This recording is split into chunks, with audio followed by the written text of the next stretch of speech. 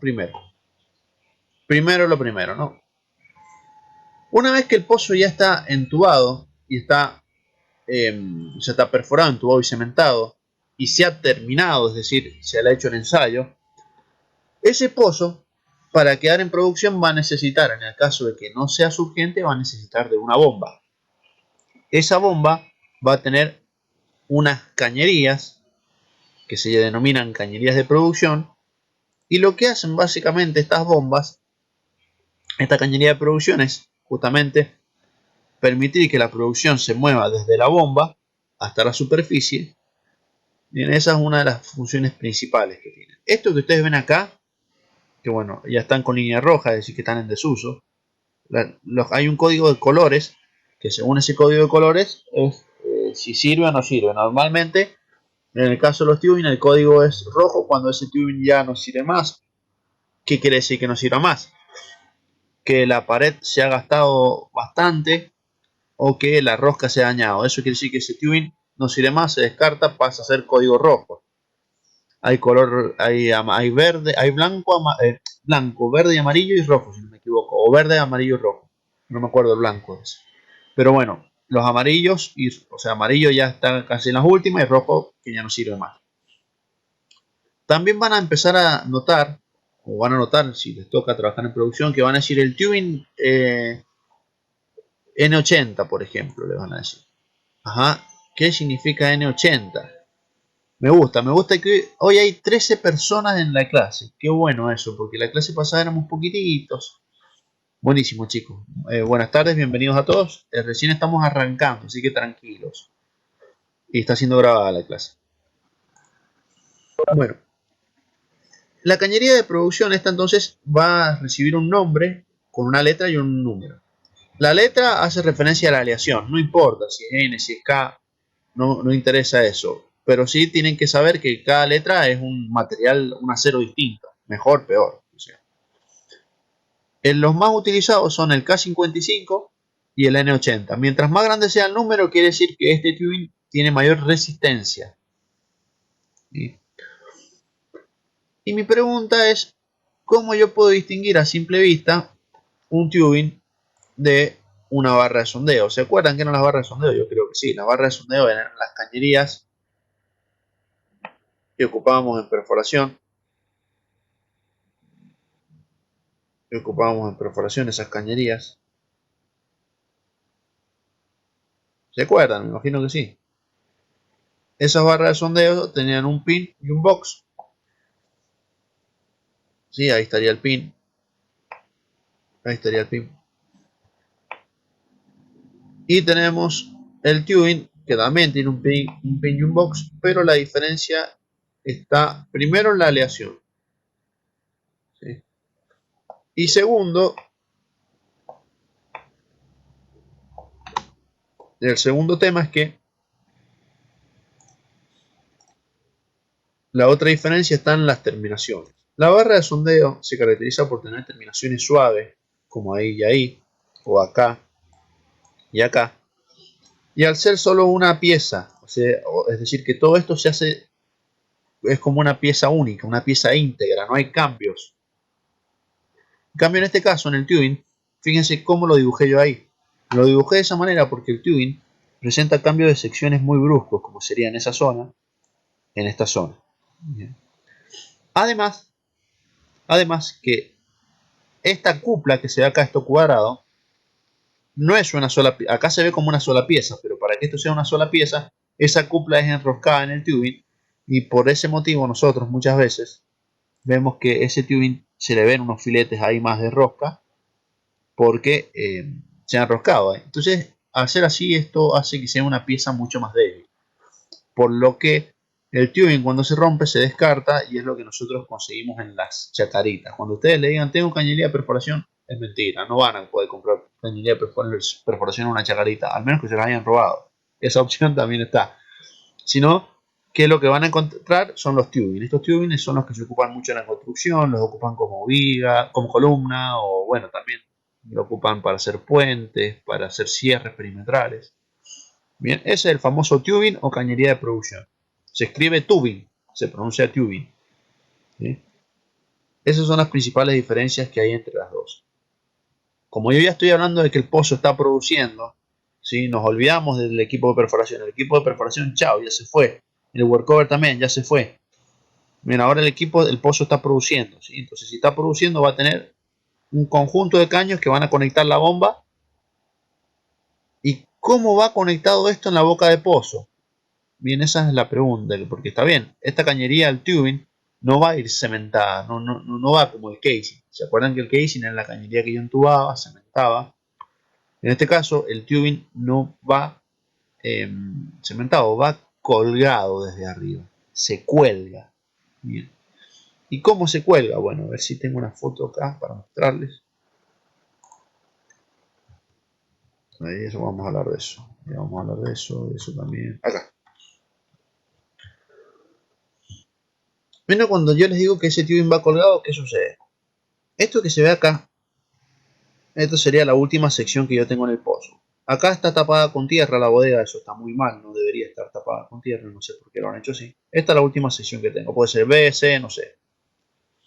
Pero en esta sección, ¿qué voy a tener yo? Yo voy a tener la última cañería, que es la cañería de aislación, supongamos que no hay liner, es una cañería de aislación, que va a llegar hasta ahí. Va a llegar hasta ahí, por dentro, ¿no? Y eso que se alcanza a ver ahí, que se lo voy a pintar con rojo, eso que sobresale un poquito, ahí ven, eso que está ahí atrás, eso ahí, que lo voy a pintar todo con rojo, menos la manijita, esa manijita que se ve colgando no, pero todo eso rojo que se ve, que les acabo de resaltar, ese es el tubing, que sobresale y acá adentro tiene un colgador que tiene unos dientes hacia adentro y hacia arriba. Entonces esos dientes que hacen que a medida que el tubing se quiera ir por el propio peso, esos dientes se hincan, se agarran más al tubing y los mantienen colgados. Acá también se alcanza a ver un poco eso que sobresale ahí, sería el tubing. Y después todo lo que viene por arriba, ya lo vamos a hablar, se llama puente de producción. Este es un pozo que ya está produciendo, ya está terminado, está en plena producción este pozo. Más, ahí se ven unas manchitas de petróleo ahí, y acá bueno, se ven bastante manchas de petróleo.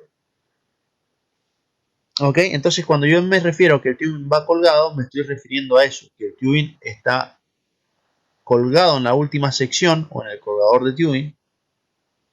Y fíjense que acá, miren también acá en este otro lado se puede ver el casing que sobresale. Ese casing que sobresale va a llegar hasta acá, más o menos, y después sobresale el tubing.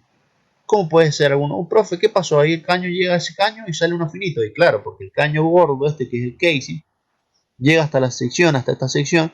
Después arriba de eso tenemos el colgador de tubing y por dentro va a ir el tubing, que es la cañería de producción. Los pozos no se producen por dentro del casing, o sea, yo ocupo una cañería aparte para producir, que es la cañería de producción o también conocida como tubing. ¿Sí? ¿Van entendiendo? Si les ha hecho mucho lío, por favor, avísenme, porque esto es ideal que lo vayan entendiendo todo. Ahora vuelvo para atrás. ¿Se entiende? Sí, profe. Sería como un encamisado, ¿no? Más o menos. Claro. Sería un caño que se baja con el fin de transportar la producción hacia la superficie. Básicamente eso. Claro. Eso es. Buenísimo. Leo Brito, el señor Quique. Quique. Bien. Continuamos entonces. Algo importante. A ver. Bueno, este es un equipo de workover. La foto del equipo de workover que les mostré en la clase pasada es este mismo. Nada más que ahora estamos viendo. eh, estamos viendo la parte del piso de trabajo, la subestructura. Bueno, unos detalles que si bien no corresponden, o sea, no pertenecen en sí a la parte técnica de lo que yo les explico, pero fíjense en los elementos de seguridad. Bueno, este hombre está muy mal lo que está haciendo. Ahí hay unas líneas negras y amarillas que dicen precaución y el señor tiene el brazo arriba. Está firmado ahí. Posiblemente no le pase nada, ¿no? Pero bueno, para algo están esas líneas y dice precaución y bueno, no hay que meter la manito ahí.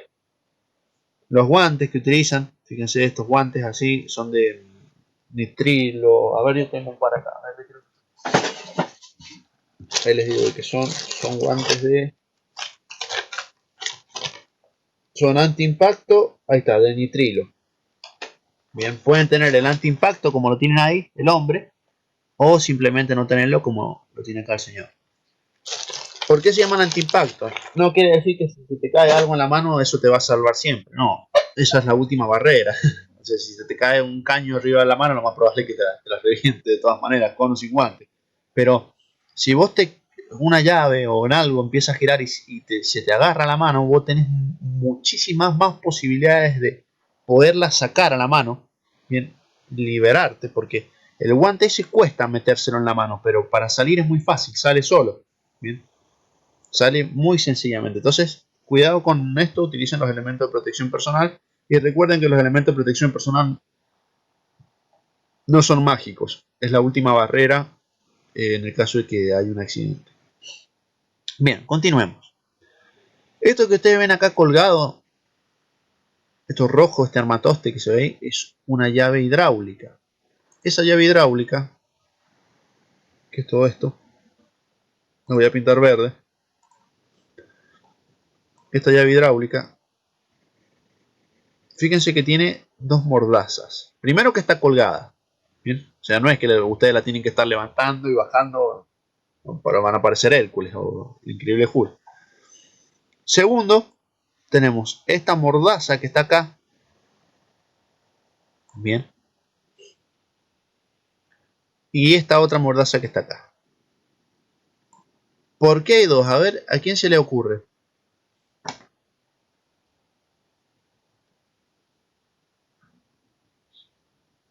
Profe, uno para sujetar el caño tibio y la de arriba es para darle el torque. Exacto, muy bien, todos. Es por eso sencillo, porque una va a sujetar mientras la otra torquea, porque si hubiese una sola que es la que torquea, lo más probable es que el caño gire o lo haga girar y las mordazas que sostienen el caño colgado, que en este caso el tubing, empiezan a desgastarse. Entonces por eso es llave como si fuese llave y contra llave. Bien. Normalmente en el equipo de workover yo tengo llaves hidráulicas, bien, mientras que en los equipos de perforación yo ocupo la Wilson. También se puede ocupar la Wilson acá. No quiere decir que acá no se pueda ocupar, se puede ocupar.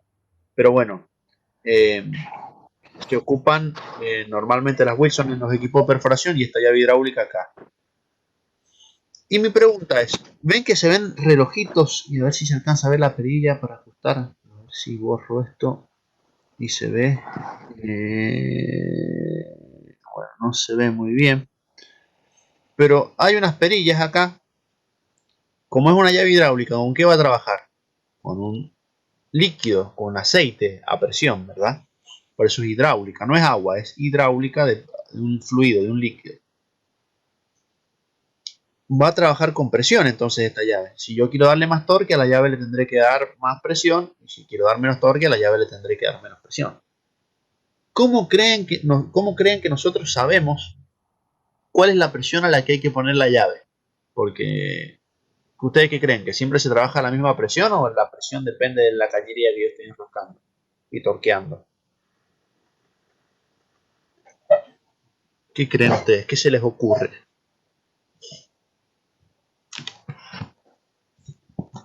A ver qué dicen los mensajes. Exacto, va a depender de la cañería. Muy bien.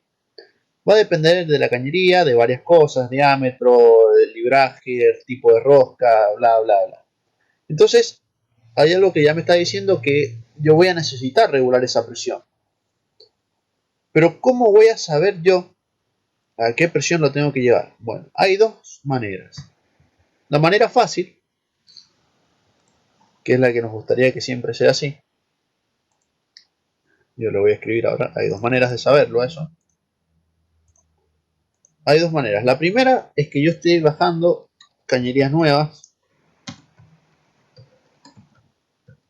y hay un ingeniero de campo o representante de esas cañerías. Uf, se fue. Ajá. Bien. De esas cañerías. Bueno. A ver, ahí está. De esas cañerías que me dice con cuánto debemos trabajar de presión. sería la manera más fácil. Pero la otra manera, la segunda manera, es que esa persona no esté porque yo estoy bajando un tubing que saqué de otro pozo que está en buen estado, o qué sé yo, me traen un tubing que tenían en el depósito, en el pañol, ahí lo tenían y estaba en buen estado para ser reutilizado. Entonces, ¿cómo voy a saber yo? Primero tengo que tener la tabla del tubing, la tabla de la cañería. ¿Por qué? Porque de esa tabla voy a sacar el torque.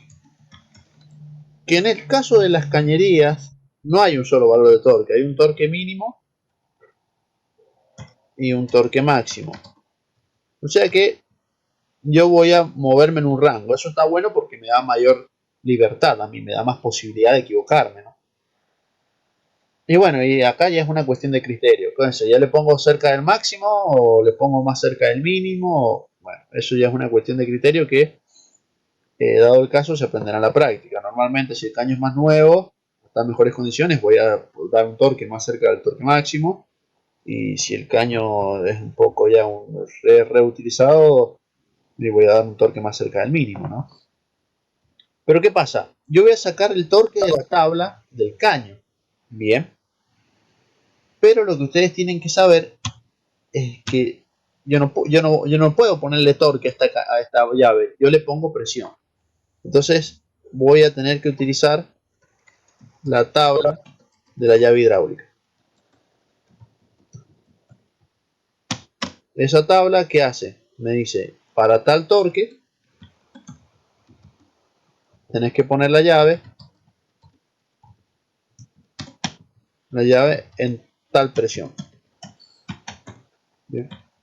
Eso es lo que hace eso. Bueno, yo esto no los quiero enroscar mucho, pero entiendan eso, que el torque se puede dar de las dos maneras. La manera fácil, si tenemos un representante de las cañerías que son los que nos la venden, o la otra manera vamos a tener que utilizar dos tablas. Una tabla que va a ser la de la cañería en sí, para saber hasta con cuánto se torquea, y la otra tabla va a ser la de la llave. ¿Por qué? Porque la llave va a torquear según la presión que le dé. Entonces, ¿cómo yo sé qué presión le doy? Y bueno, yo saqué el torque de la tabla del caño, después de ese torque lo busco en la tabla de la llave hidráulica y le pongo la presión.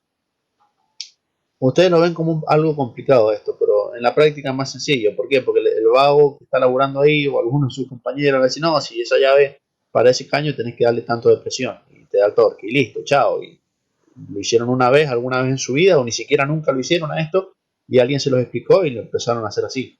Pero bueno, así es como debería funcionar, como les digo yo. Bien, otra cosa a tener en cuenta es que los tubing, depende de las roscas, pero en la mayoría de los casos, hay que colocarle, antes de enroscarlo, con un cepillo dentro de la rosca, hay que colocarle grasa.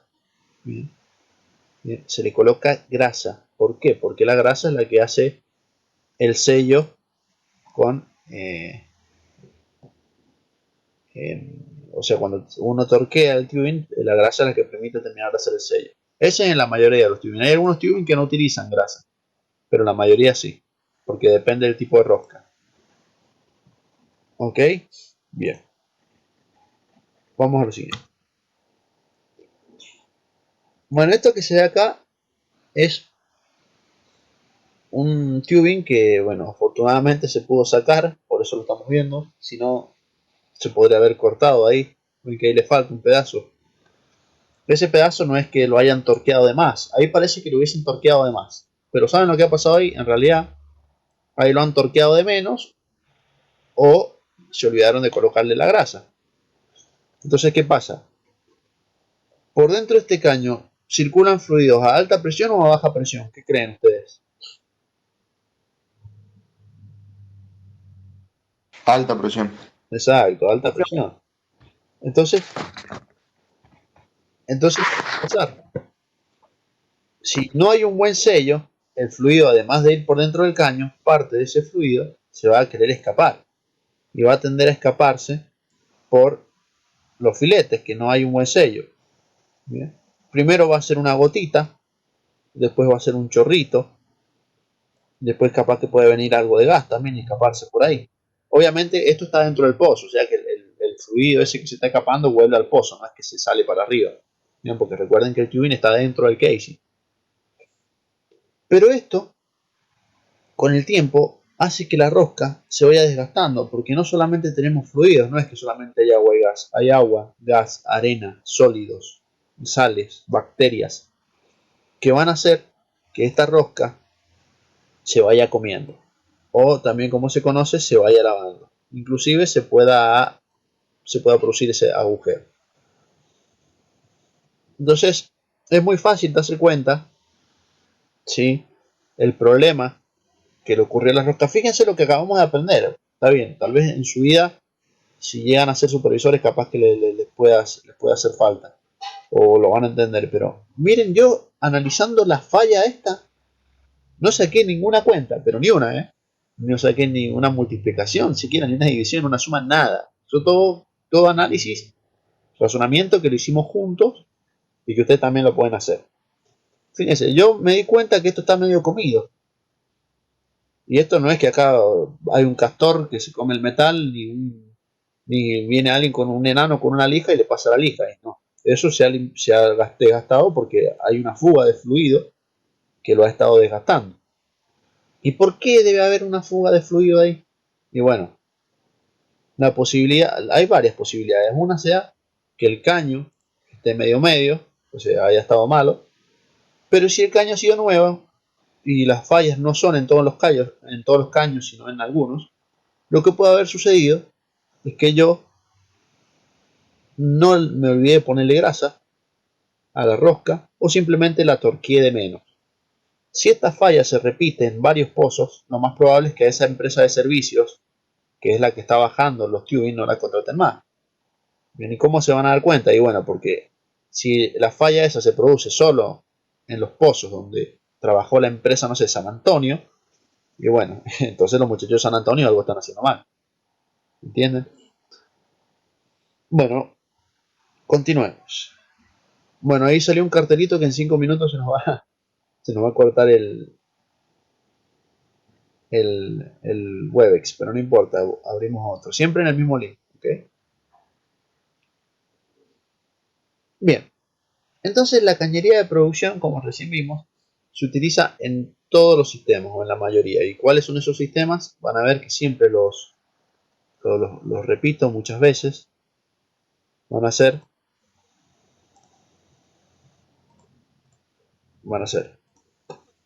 si el pozo es urgente, color amarillo, no me gusta, no se ve.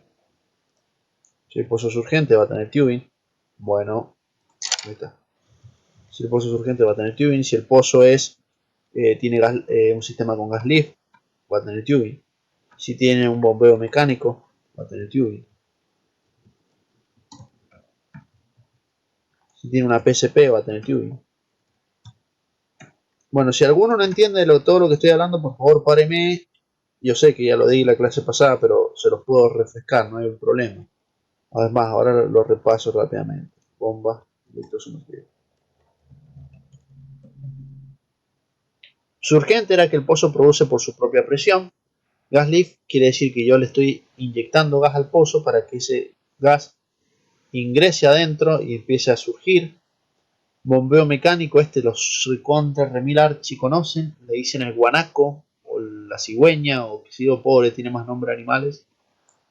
Este es el bombeo mecánico, el que sube y baja, el armatoste ese que parece un pájaro que baja y sube, bueno, ese es el bombeo mecánico, que ya lo vamos a ver en detalle. La PSP, tal vez no tan conocida, pero muy utilizada, que es la bomba de cavidades progresivas, PSP, así, la PSP. Es una bomba de tornillo, así de sencillo, como una máquina sin fin, como una bomba que tiene un sinfín, algo así sería. También la veremos en detalle, quédense tranquilos. De cada uno de estos los vamos a ir desglosando y lo vamos a ir viendo. Y la otra, que era la bomba electrosumergible, como el nombre lo dice, es una bomba eléctrica sumergible del tipo centrífuga, es decir, que tiene rodetes, tiene turbinitas, tiene varias turbinitas adentro. Ese rodete, impulsor o turbinita son los que me hacen a mí que el fluido se pueda mover desde el fondo o desde donde está la bomba hasta la superficie. ¿Bien?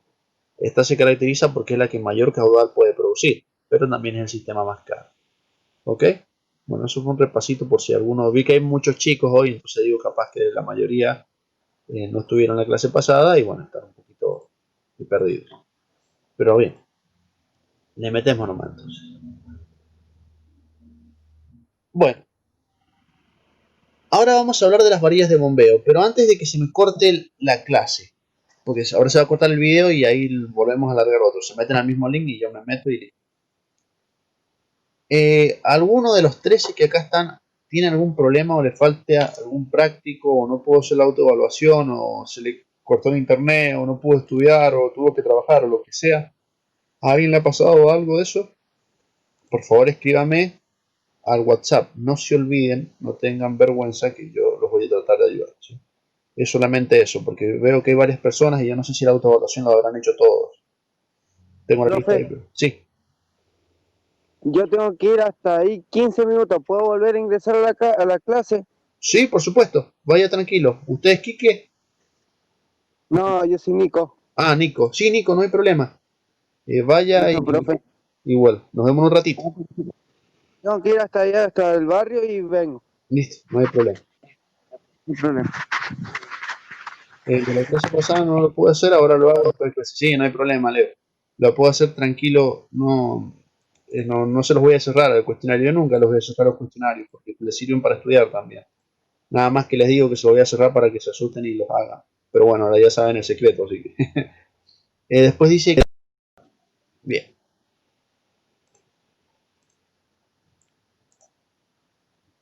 Bueno, ¿de qué vamos a hablar ahora? Vamos a hablar de las varillas de bombeo. Las varillas de bombeo también seguramente las han visto, las ocupan para hacer rejas algunos, las ocupan para hacer cuartas de tiro, es decir, cuartas de remolque, las ocupan para hacer barretas, para muchas cosas se ocupan estas varillas. Estas varillas tienen una característica que pueden medir entre 25 de longitud, ¿no? Pueden medir entre 25 y 30 pies. Eso equivale a decir entre 7 metros 20, 7,20 metros y no sé, 9 metros 40, creo que es. 9 metros. Bien. Vienen de distinto diámetro también, ya lo vamos a ver ahora. Pero ¿qué sucede? Esta varilla, ¿para qué la voy a utilizar yo? Bueno, las varillas de bombeo, y esto anótenlo, bueno, ahí está incompleto, utilizadas en el A y B, o sea, se utilizan en bombeo mecánico o también se utilizan en la PSP. Sí, pues también utilizadas en la PSP. ¿Ok?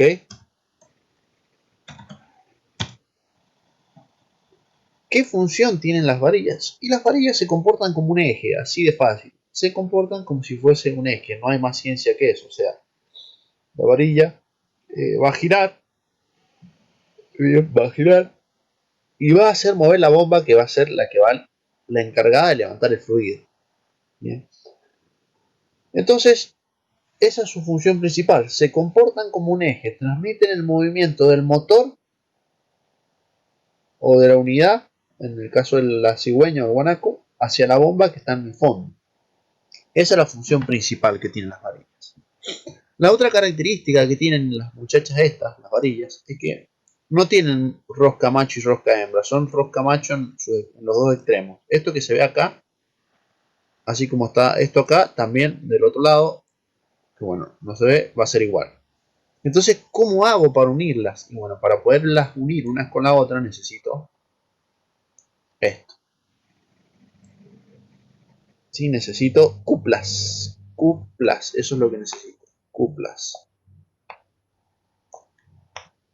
Y yo les hago una pregunta. ¿Por dónde creen que van estas varillas? A ver, ¿quién arriesga y se da cuenta? Estas varillas en el pozo, cuando yo estoy produciendo, están dentro del pozo, si se comportan como un eje, ¿no?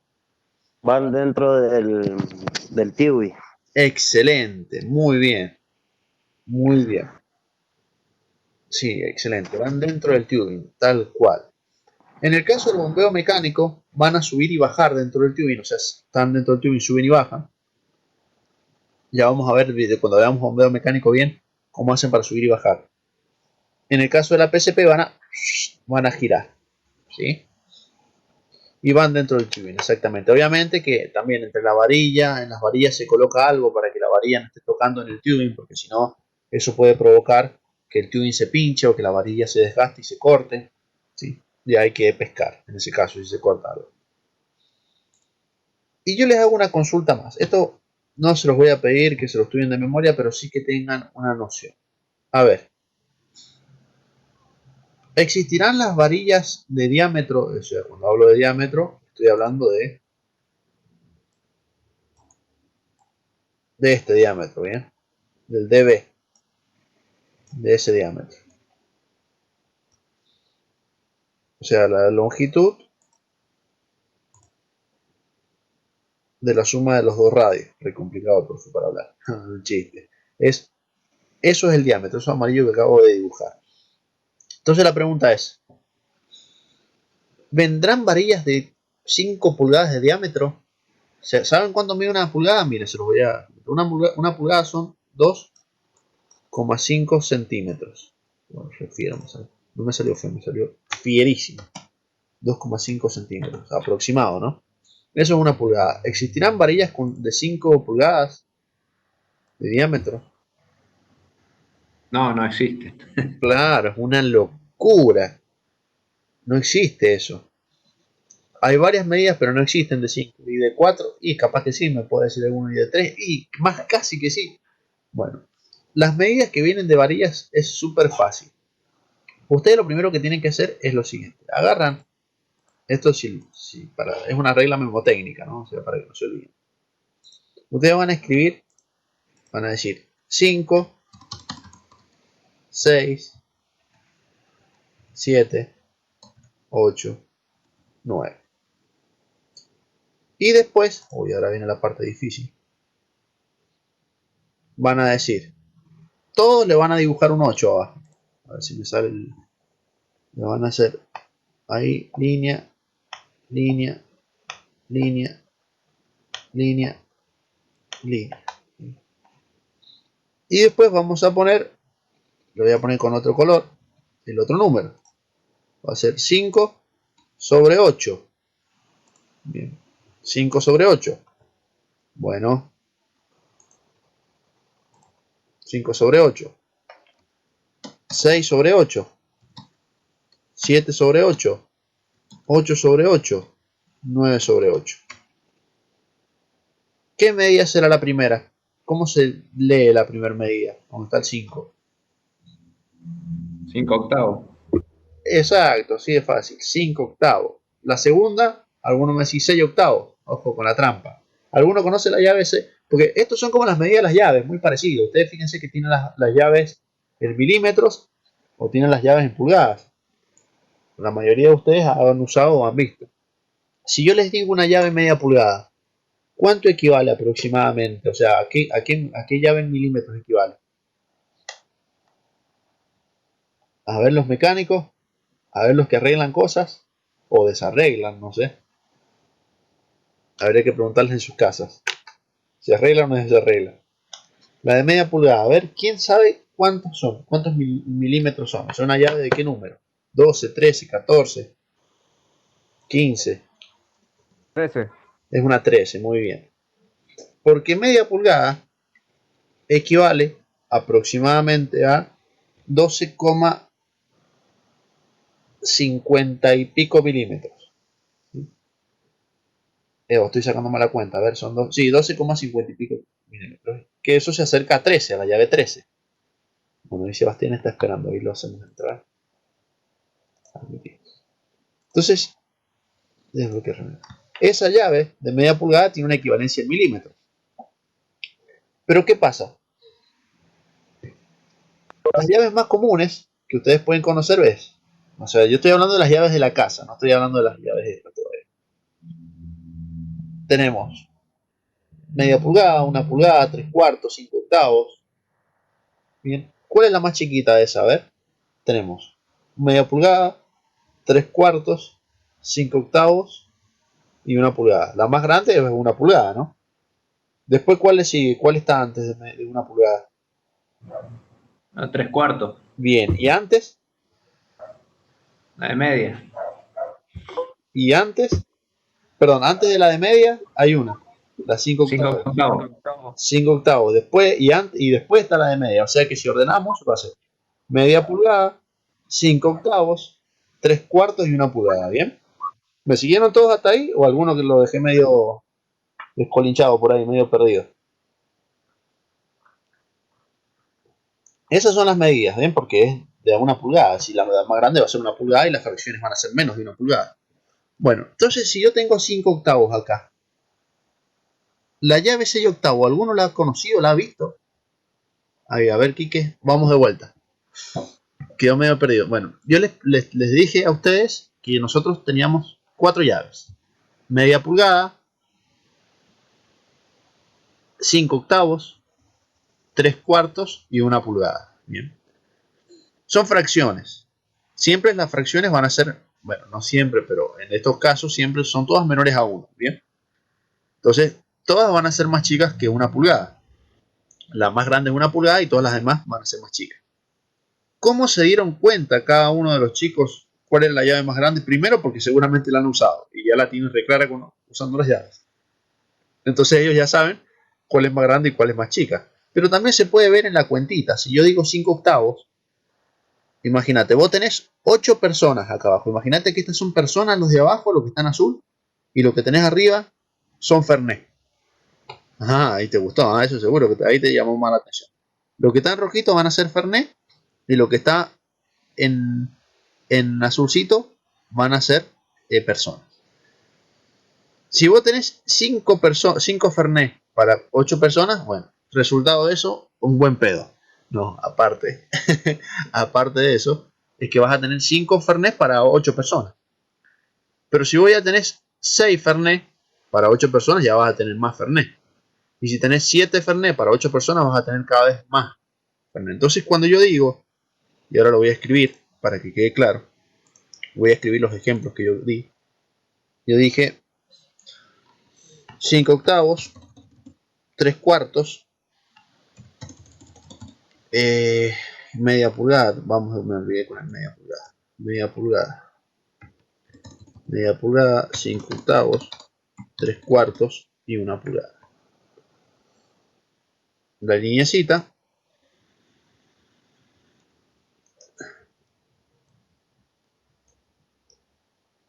Bueno, si yo lo divido todo esto por 8, porque estoy hablando de 8, 8, 8, 8, 8, ¿qué voy a tener? Eso va a ser igual a tener lo siguiente, va a ser igual a tener 4 sobre 8, es lo mismo que decir un Fernet para 2 personas, ¿por qué? Porque son 4 Fernet, entonces vos le das, bueno, júntense de a 2 y cada uno tómese un Fernet. Entonces esa sería 1 pulgada, lo voy a hacer con esa línea, media pulgada, perdón. 5 octavos, y bueno, ese no se puede dividir, 5 octavos quiero. 6 octavos es lo mismo que yo les diga, bueno chicos, vamos a hacer 2 grupitos de 4 y a cada grupo le corresponden 3 Fernet. Entonces, 3 cuartos. Y bueno, y de otro tengo 8 Fernet, 8 personas, uno para cada uno. Chao.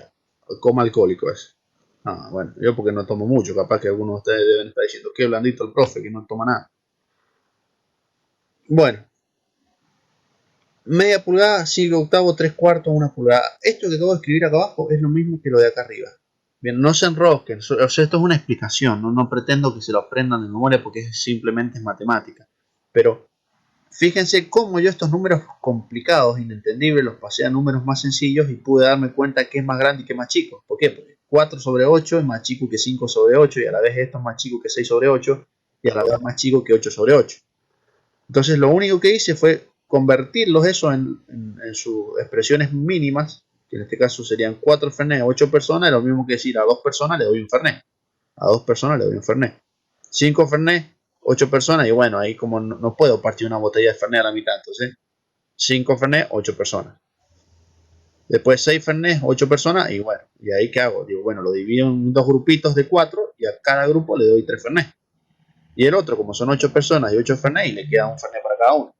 Entonces fíjense cuáles son los números más grandes. Van desde menor a mayor. Entonces, no sé si sus compañeros hicieron este análisis que yo les acabo de hacer, o tal vez simplemente ellos ya sabían por la práctica.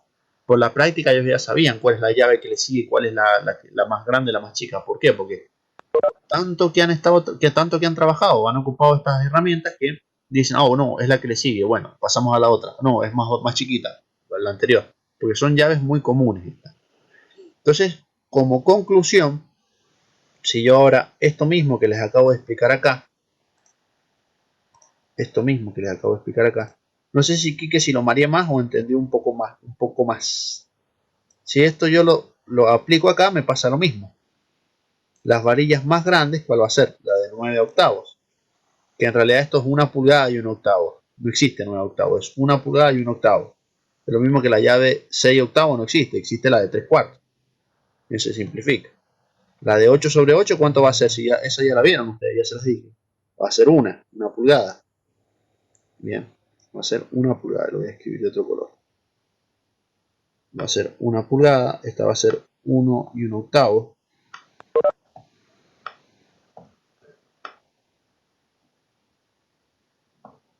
Esta va a ser 7 octavos, sí, igual. Esta va a ser 3 cuartos. Y esa va a seguir siendo 5 octavos. Entonces, ¿qué vemos? Que a medida que nos alejamos arriba del 5, o sea, 6, 7, 8, 9, el diámetro de la varilla va subiendo. ¿Qué es lo que quiero hacer con esto? Que ustedes también se vayan familiarizando. No les voy a preguntar, a ver chicos, díganme el diámetro de las varillas. Les voy a decir eso. Pero sí les puedo decir, ¿existe la varilla de 5 pulgadas? Y obviamente no, una pregunta fácil, pero esto se aprende con la práctica. Pero ustedes ya tengan una idea de que hay distintas medidas y si lo quieren anotar, lo van a tener anotado igual en el apunte, pero ya pueden saber cuáles son las medidas más comunes de varillas. Bueno, sé que por ahí a estos algunos les cuesta, pero tranquilos que no les voy a estar preguntando, dame los 5 diámetros de varilla, pero igual es súper fácil, porque es 8, 8, 8, 8 y arriba pones 5, 6, 7, 8, 9. Así, mirá, no tenés ni que pensar, te memorizas eso nada más. Con Fernet, ¿viste cómo lo entendiste, Kike? Con Fernet, sos borracho, vos debes tomar bastante Fernet. No se vaya a enojar, Kike. Capaz que uno muy chistoso y se le enojan al profe. Bueno, entonces, ¿qué quería decir con esto? Bueno, les comenté las longitudes de las varillas, les comenté los diámetros de las varillas, les comenté para qué sirven las varillas y ahora viene algo muy importante que es lo que más me interesa que ustedes aprendan. ¿Cómo le doy el torque a las varillas? Esto es súper importante. Lo que yo quiero que ustedes aprendan es cómo dar el torque a las varillas, porque acá es donde se pueden mandar mocos. ¿Qué pasa? Que estos mocos por ahí, estos errores, perdón que hable como si nos conociéramos, pero es para no hacerla tan monótona y tan aburrida la clase. Este torque que nosotros tenemos que dar, lo vamos a dar con una llave, obvio. También hay una llave que torquea las varillas, que es una llave para varillas. Pero la dificultad acá está en que yo no tengo tablas. No tengo tablas. Bien. Pero sí tengo otras cosas, que son las plantillas de torque. Estas plantillas de torque, que son las que ustedes ven acá, fíjense qué medidas de varillas tienen. 5 octavos, 3 cuartos que sería 6 octavos, 7 octavos, 8 octavos que sería 1 pulgada y 9 octavos que sería 1 pulgada y 1 octavo. Bien, puros octavos acá. Esas son las medidas más comunes de varilla. Y fíjense que estas plantillas de torque, así se llaman plantillas de torque para varilla, tienen otra cosa más ahí. Fíjense que dice ahí. Bueno, acá también dice con letras blancas ahí arribita. Dice metal mecánica, ¿verdad? ¿Y acá qué dice? Ahí dice Norris. Son marcas de fabricantes de varillas. Cada plantilla tiene su fabricante. O sea, cada varilla tiene su fabricante. Entonces yo no puedo ocupar una varilla de metal mecánica para darle torque a una varilla de Norris. ¿Sí? Eso no se hace, eso está pésimo. Bien. Primero porque las distancias, o sea, los torques no van a ser iguales. cada plantilla con su respectiva marca. Bien, no se olviden nunca de eso. ¿Cómo yo voy a dar el torque? Súper fácil, sencillo. Bueno, primero que nada, vamos a enroscar las varillas, bien, hasta que enrosquen hasta espejo, es decir, que asienten. Bien. Una vez que asienten esas varillas, que se asienten, eso yo lo voy a enroscar con un enroscador. Una vez que se enrosque eso, ahí está. Yo le voy a hacer una línea, como lo han dibujado, una línea negrita, hecho en ese caso. Esa línea ya la puedo hacer con un fibrón, con un corrector, con algo que tenga ahí. Tiene que ser medianamente trazo fino, no lo voy a hacer con una tiza porque si no, no voy a ver nada. Las plantillas son unas cositas chiquitas, son unos elementos como la mitad del teléfono, más o menos. No es un poquito más, pero no es gran cosa, ¿bien? Fíjense que ahí entra el diámetro de la varilla, en eso se afirma ahí. Entonces, ¿yo qué hago? Yo agarro, hago la marquita. Bien, me queda una sola línea, una parte me queda en la cupla y la otra parte me queda en la varilla, ¿sí? Y yo con la llave empiezo a torquear, le empiezo a dar torque, de a poquito. Le empiezo a dar torque, torque, torque, torque. ¿Y qué va a empezar a suceder con las marcas esas? Fíjense, ¿qué es lo que pasa con esas marcas? Y obviamente, se empiezan a separar. ¿Ok? Se empiezan a separar. Entonces, yo le voy a seguir dando torque. O sea, ¿cómo yo le doy torque? A la llave hidráulica, le voy a ir aumentando la presión, pero no a tontas y a locas, es decir, no a ciegas. Lo que voy a hacer es ir aumentando la presión lentamente hasta un punto. ¿Cuál va a ser ese punto? Cuando yo voy a decir, bueno, listo, hasta ahí paro ahí, no le des más presión.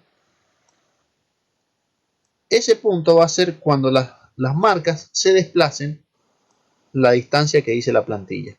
Supongamos que sea una de 7 octavos, sería eso. Si fuese 3 cuartos, sería eso. Si fuese una pulgada, sería eso. Bien, si fuese, no sé, 5 octavos, sería esa la distancia. ¿Se entendió cómo es? Repito, nosotros vamos a empezar a darle torque. O sea, voy primero, enrosco, hasta que deja de enroscar. El enroscador no da torque, ¿bien?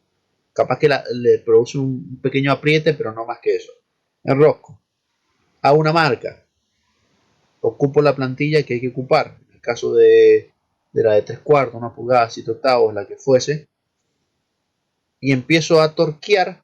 ¿Hasta cuándo voy a torquear? Lo voy a ir aumentando la presión hasta que llegue un momento que se me produce una separación. ¿Y cuál es la separación que se produce? Y esa separación es justamente la distancia entre las dos líneas que me marca la plantilla. Bien. ¿Se entendió o no se entendió cómo se hace esto? Sí, bueno. Y otra cosa más que está muy bueno aclararlo. Ustedes, una vez que hacen esto, no hace falta que vayan haciendo la marca en todas las varillas que van enroscando y que van bajando. No es necesario. ¿Por qué? Porque si ustedes están bajando las mismas varillas, o sea, van a haber cambios de varillas en un pozo. Pueden haber 2, 3, hasta 4 cambios de varillas. Es decir, empiezan a bajar una más finita y a medida que van llegando a las últimas, que serían las que están más cerca de ustedes, van a ir aumentando el diámetro, van a ser más gruesas. Entonces, mientras estén en un mismo, o sea, mientras estén bajando varillas del mismo diámetro, no hace falta que hagan esto cada vez. ¿Por qué? Porque ustedes lo hacen una vez y la máquina, la llave hidráulica, ya les queda con la presión correspondiente a esa varilla. ¿Entienden? Entonces, cada vez que ustedes empiecen, o sea, lo hicieron una vez, después las próximas varillas directamente lo van torqueando. ¿Qué precaución hay que tener? Hay que ir cada 5 o 10 varillas haciendo la marca y sin ajustar la llave hidráulica, o sea, dejándola como la dejaron la primera vez, ver si se produce ese desplazamiento. Mientras se siga produciendo ese desplazamiento, quiere decir que está bien. Si no se produce ese desplazamiento, se produce más o menos, hay que desarmar hasta la última que revisamos que estaba bien. Entonces esa es una ventaja. Esta plantilla la ocupo una vez y después voy revisando nada más. No es que yo agarro y lo tengo que hacer varilla por varilla. Bien.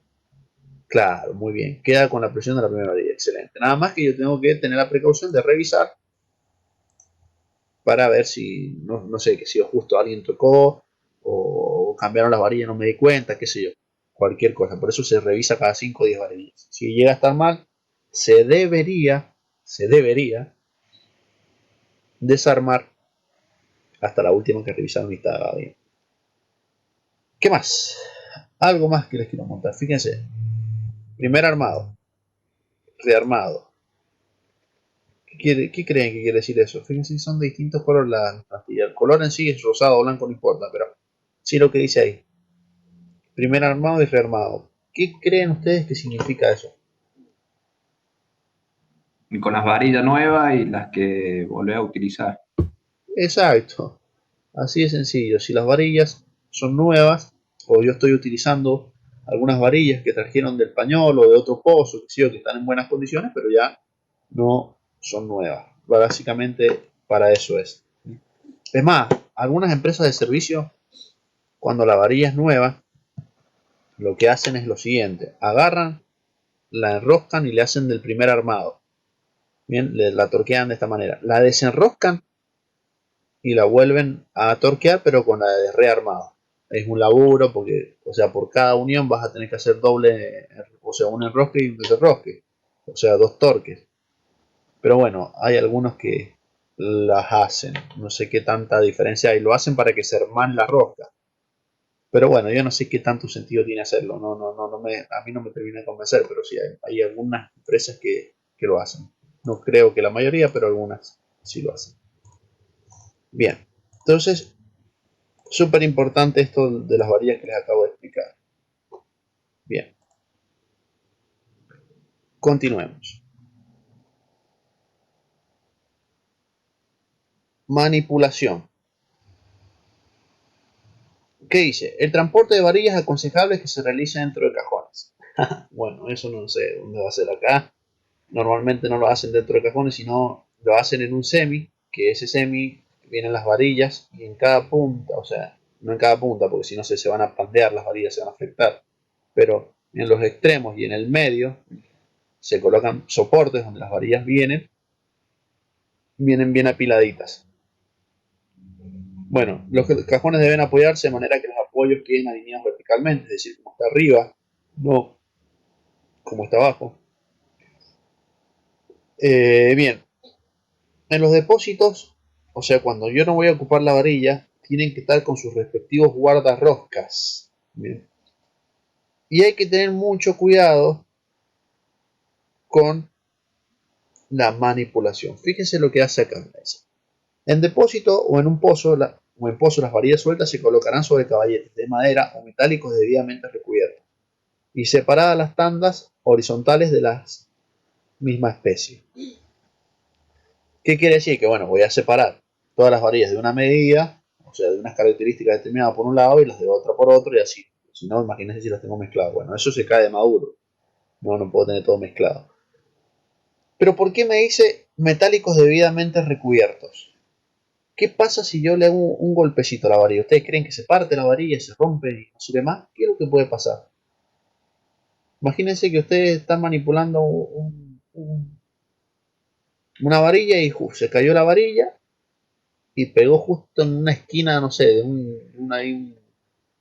un periférico, una llave, algo que había ahí.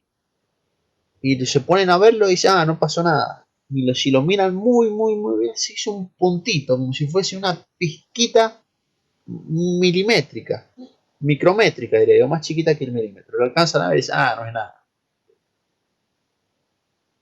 ¿Qué pasa cuando suceden ese tipo de cosas? ¿Está bien? ¿Está mal? ¿Qué creen ustedes?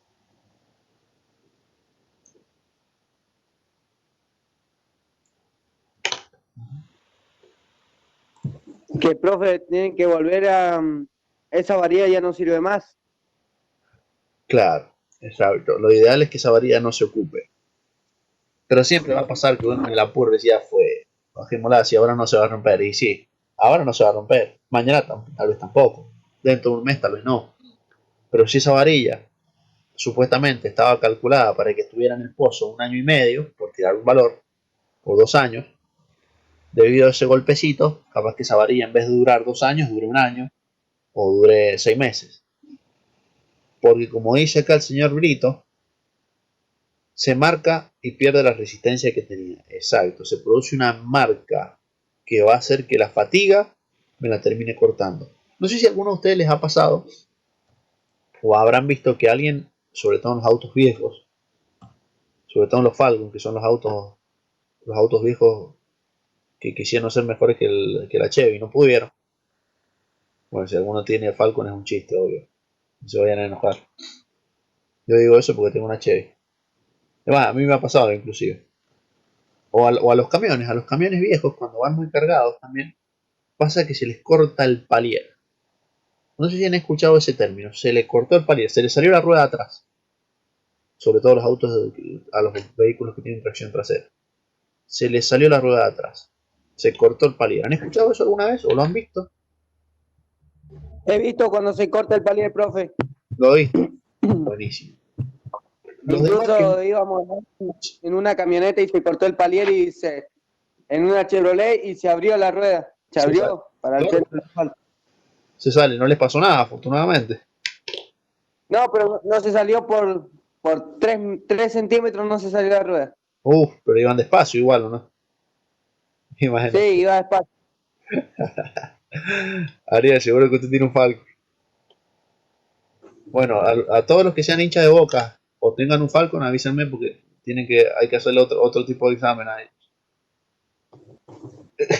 A ver, examen que quiera, profe.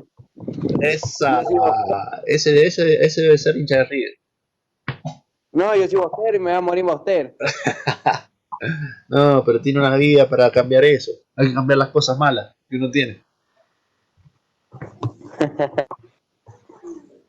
Bueno, como decía Ariel, que a él le pasó que iba en una camioneta y se le cortó el palier y bueno, no se alcanzó a salir. El palier es el eje, o el árbol o el eje, que le da el movimiento a la rueda, ¿bien?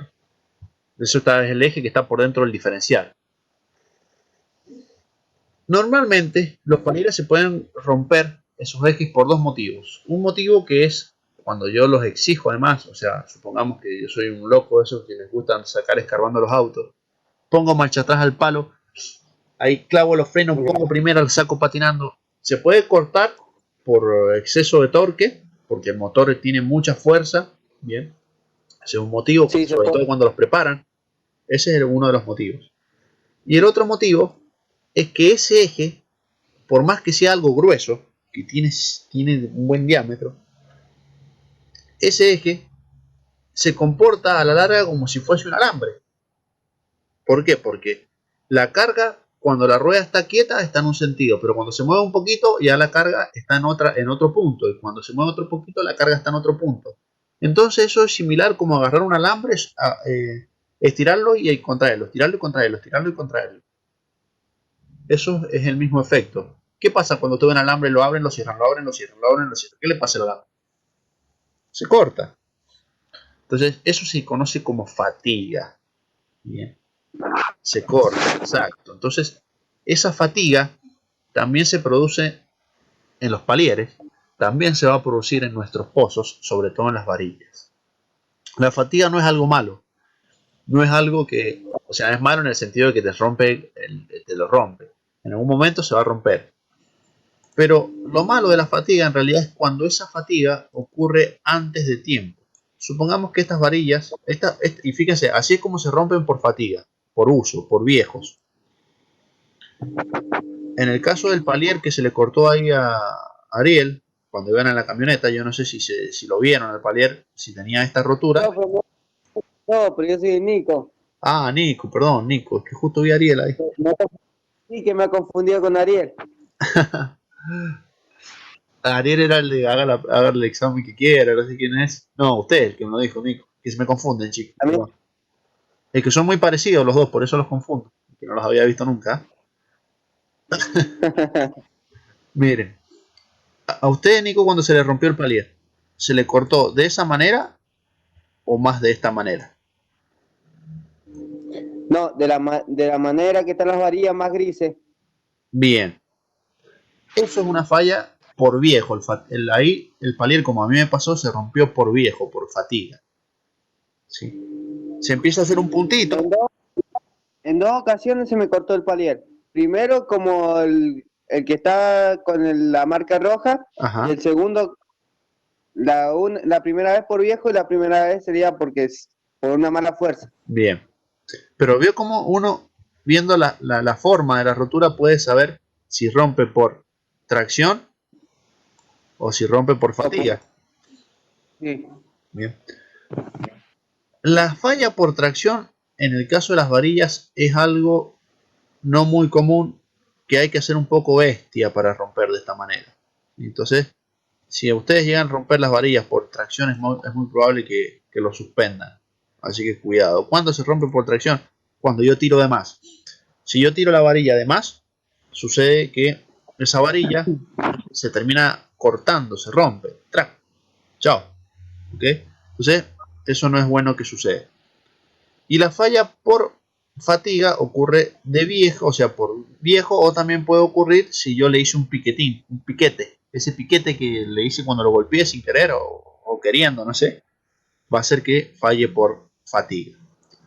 Entonces, si la falla por fatiga se da en los pozos donde estuvo trabajando una empresa, o sea, imagínense que hay varios pozos, se perforaron 20 pozos, 10 pozos se los dieron a una empresa de servicio, que es donde trabajan ustedes, donde van a trabajar ustedes, y los otros 10 pozos se los dieron a otra empresa de servicio. Usaron las mismas varillas, los mismos sistemas de extracción, qué sé yo.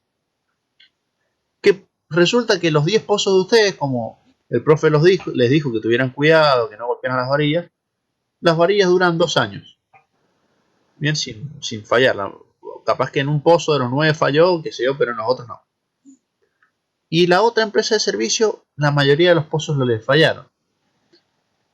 Y ustedes dicen, y la empresa operadora YPF puede decir, ¿por qué pasa esto? Si eran las mismas varillas, eran los pozos muy similares, qué sé yo.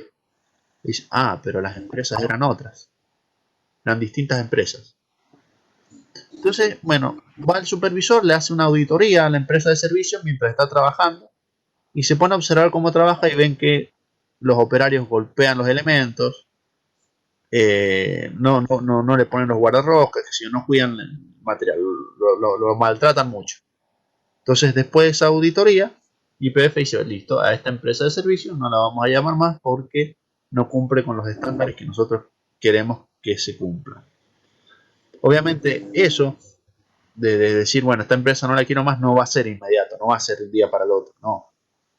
Pero siempre recuerden que alguien los está observando, siempre alguien los está observando. A veces les dicen algo, a veces no les dicen nada, a veces uno ni cuenta, o sea que lo están observando, pero siempre alguien está mirando las cosas. Y a la larga, o al corto o al largo plazo, siempre se termina saliendo la verdad a la luz. Entonces, traten de cuidar el trabajo y el material de la empresa para la cual trabajan, o quien los haya contratado. Bien, esto es lo que hemos estado hablando. Fíjense, estas son algunas roturas comunes en varillas. Bien. Fíjense cómo se rompe la cupla. ¿Sí? ¿Ven? ¿Ven cómo se rompe? Esas son fallas comunes, son las más comunes. Bien. Vamos a ver esto y capaz que se me corta no sé cuántos minutos llevamos, pero bien, veamos esto. Las anclas. Fíjense qué dicen las anclas. Me tienen cansado los de 011, Dios mío. Me han llamado 5 veces desde ayer hasta hoy. Pague las deudas, profe. Son los insoportables de Claro, Movistar.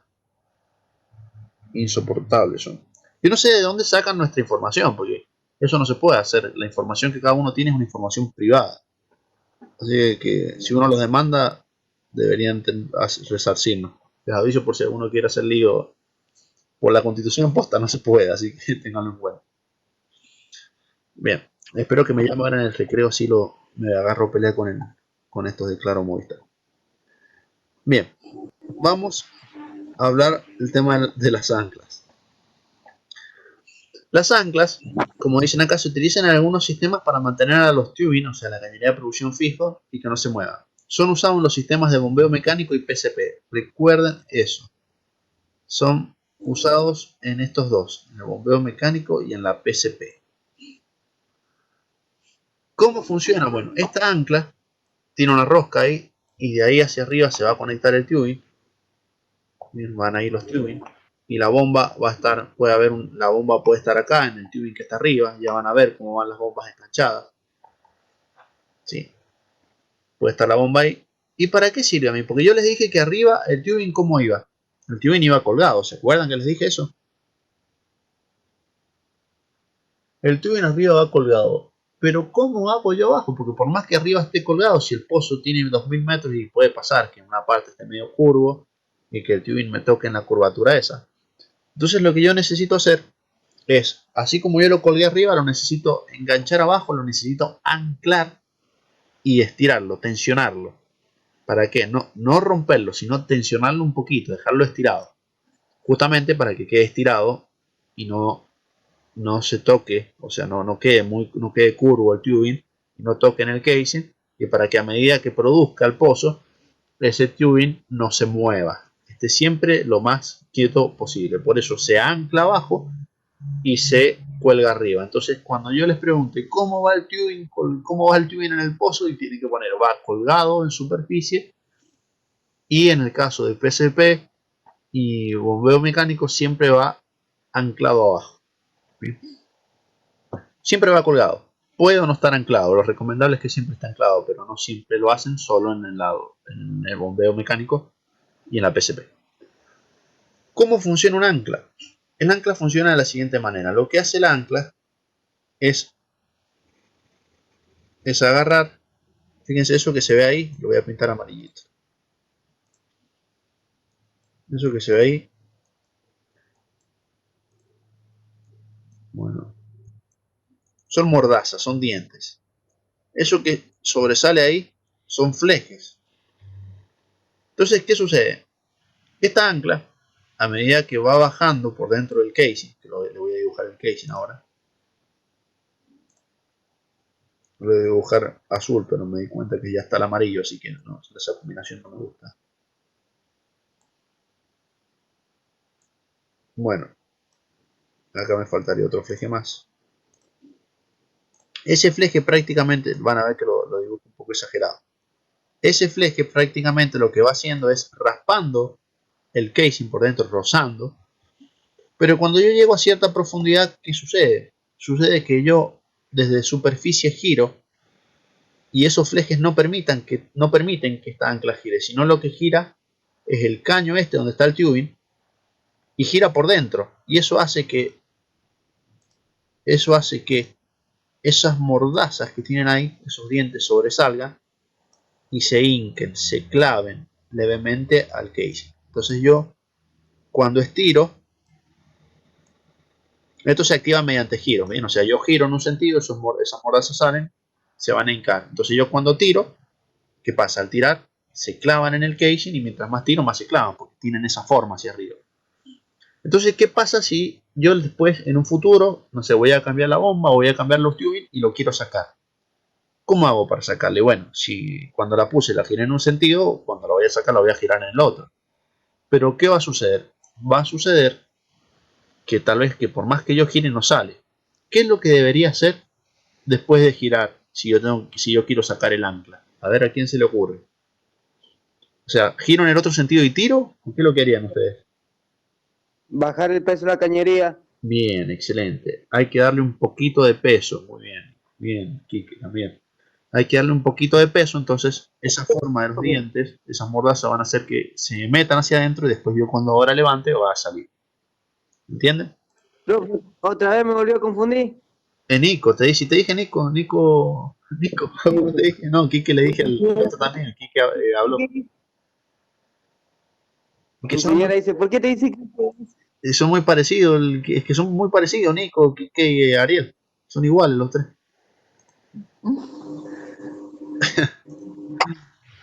Bueno, don Nico, seguimos con lo último. Y ya nos vamos a un recreo, ya se me está por cortar. Esto que ustedes ven acá, lo vamos a ver en detalle.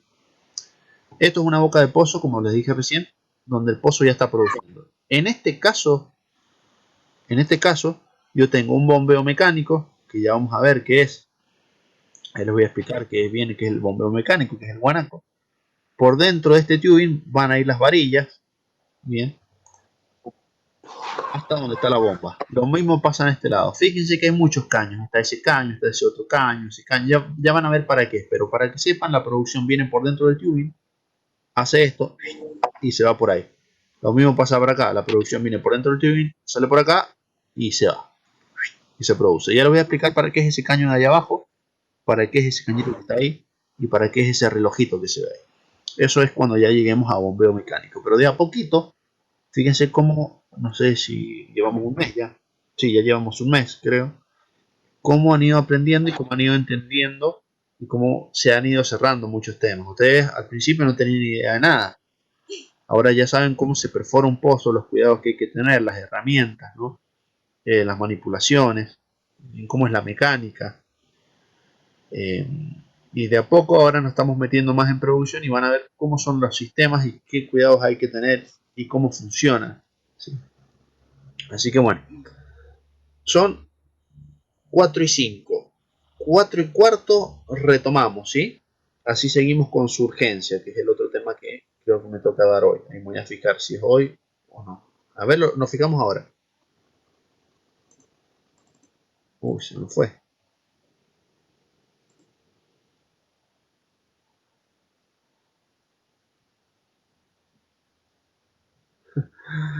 No pasa nada, Kik. Tiene un 10. Ah, es la de verdad. No, lo que pasa es que el profesor Manucha, él explica de forma más técnica. Nosotros no nos han enseñado, digamos, a dar clases, entonces nos cuesta un poco dar clases. Uno lo da, uno se tiene que adaptar al nivel de los alumnos y bueno, tratar de transmitirlo de esa manera. El profe Manucha es un excelente profesor y es más, yo por ahí le consulto ciertas cosas a él porque sabe una banda.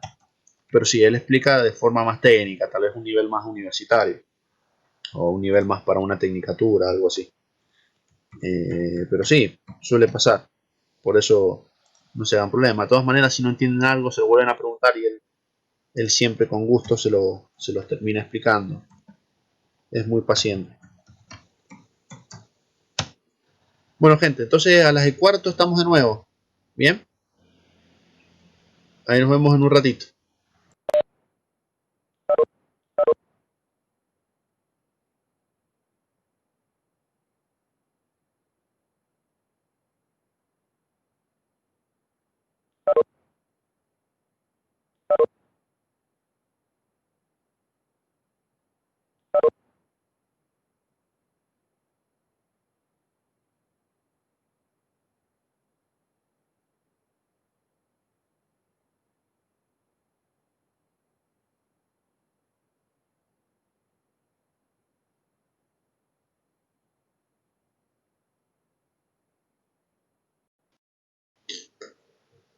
Bueno, entonces, como les decía, vamos a repasar un poco lo que ustedes ya saben de surgencia en perforación y después vamos a hablar de lo que sería la surgencia en producción. Bien. Esto más que nada al principio para repasar. Ustedes en perforación habían visto que las causas de surgencia podrían ser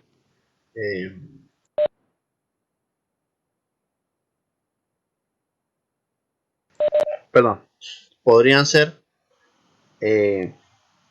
sobre todo la más importante, una elevada presión de formación, es decir, que la roca donde está el petróleo y o gas tenga mucha presión.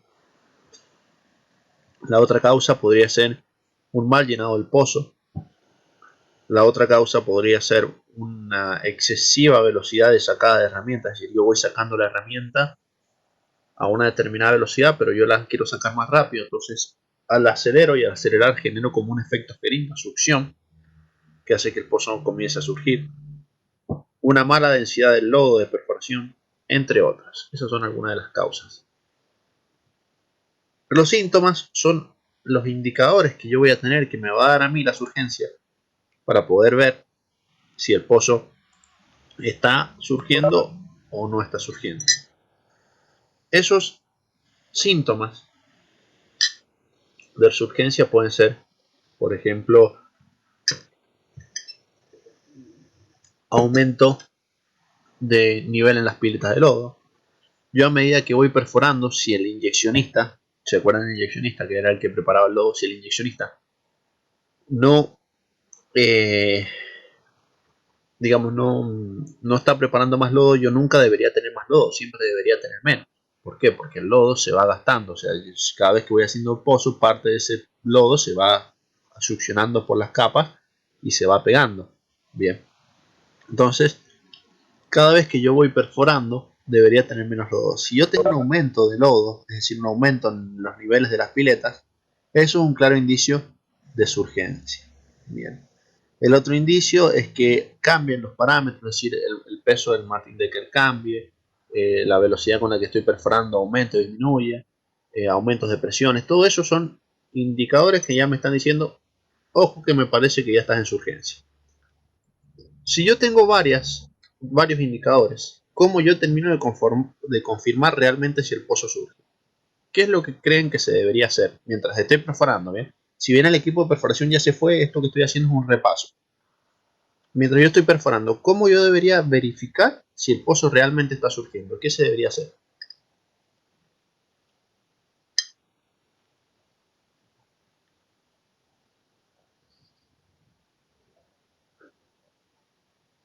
¿Qué creen?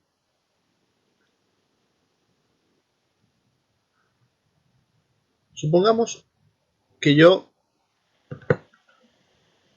A ver, un poquito. El tema de la cementación, Leo, yo lo vi, lo voy a ver cuando haga la terminación de pozo, no te olvides de eso. Para ver si la cementación está bien o mal, yo lo voy a... O sea, yo recién me voy a dar cuenta en la parte de terminación, cuando haga el perfil de calidad de cemento. Pero mientras tanto, si hay algo que me está diciendo, cuidado gente, que el pozo está por surgir, yo para terminar de confirmar que el pozo está surgiendo, lo primero que se debe hacer es parar la bomba de lodo. Si yo paro la bomba de lodo, ¿debería seguir saliendo lodo por la pipa y salida lateral? O sea, por la salida lateral. No, Exacto. Claro. Sí, sí. Lo que estoy digo es que en realidad ahí empieza a surgir. Eso que pasó ahí no pasa normalmente. Ahí el pozo empezó a surgir y estaban terminando el pozo prácticamente. No sé qué fue lo que pasó ahí, no, la verdad que la vi hace mucho, no recuerdo bien. Pero había una mala cementación, las BOP fallaron, no hicieron ciertas pruebas. La gente esta de que se estaba yendo creo que nunca determinó la calidad del cemento. Por eso no recuerdo bien. Ya la voy a ver y la vamos a debatir. Porque la vi hace como 3 años atrás, así que mucho no me acuerdo. Después la debatimos.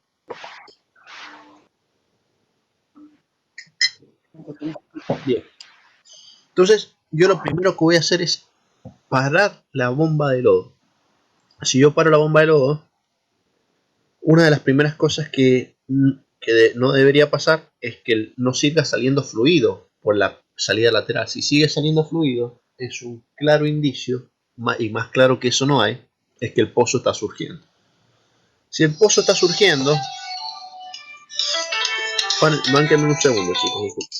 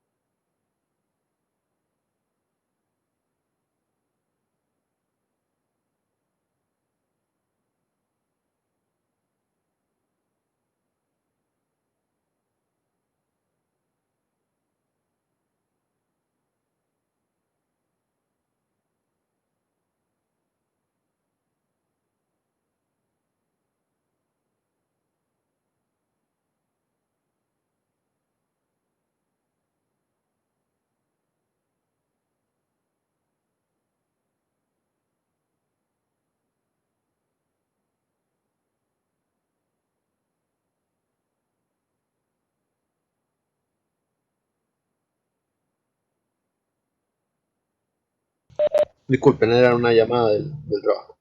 Bien. Del otro trabajo.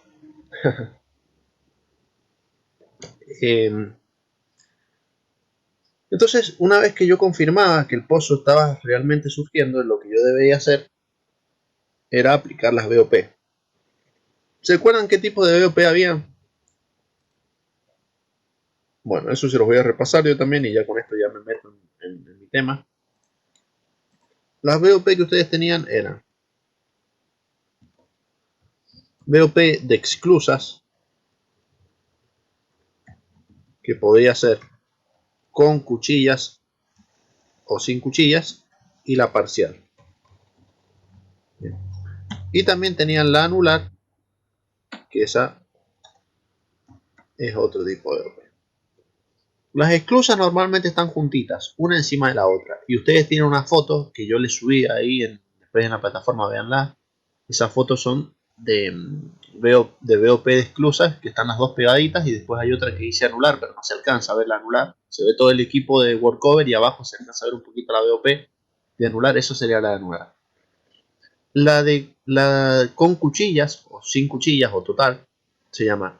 Voy a poner todos los nombres para que no se les haga lío. Bien. Entonces, vamos a salir de ahí. Vamos a ir a mi tabla de dibujo.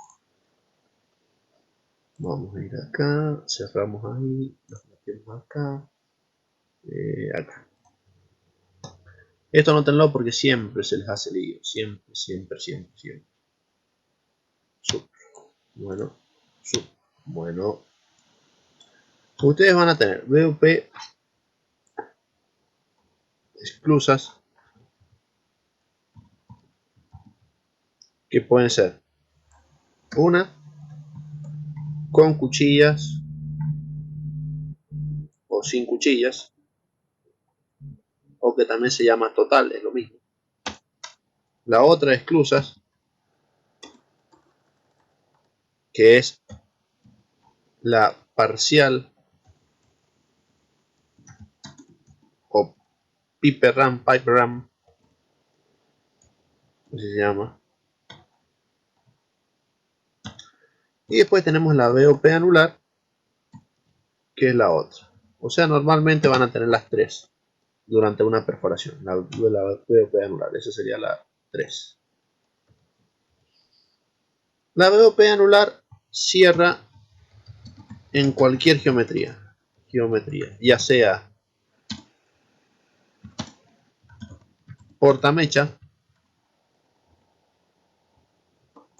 barra de sondeo, etc. La parcial o pipe ram solo cierra en el cuerpo de la barra de sondeo.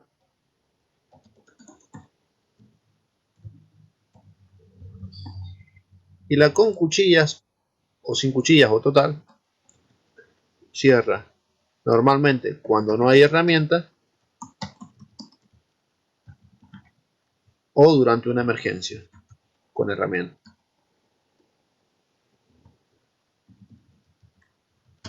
Corta cañería. Bien. Cortar las cañerías es en la última instancia donde yo ya no puedo cerrar con ninguna de las otras dos maneras. ¿Ok? Bien. Eso anótenlo, por favor, tómense, hagan una captura, una fotito, lo que quieran. Pero banquen un segundito. Banquen, anoten, mejor dicho, no banquen.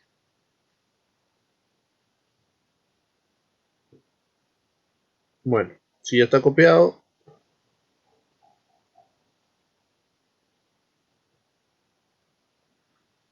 voy a continuar entonces. Bien, eso era modo de repaso. Eso es en perforación, pero ¿qué pasa? Si el pozo me surgió, me dio indicaciones de que iba a surgir durante la perforación, lo más probable, lo más común, es que este pozo después se convierta en un pozo surgiente. Una vez que yo cerré la BOP, ¿qué pasa? Listo, dejo la BOP cerrada y listo, que se arregle todo solo, ¿o qué debo hacer? A ver si alguien se acuerda. ¿Debo aplicar qué cosa? ¿Alguien se acuerda qué es lo que debo aplicar? ¿Cómo se llaman los métodos de?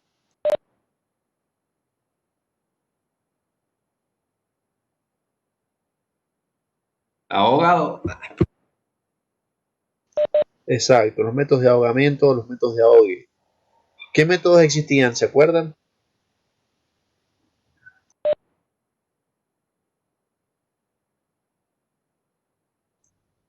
Habían dos métodos. Un método era el método de una circulada o del perforador y el otro era el método de las dos circuladas o el ingeniero. No sé si eso algo les comentó el profe rápidamente, aunque sea.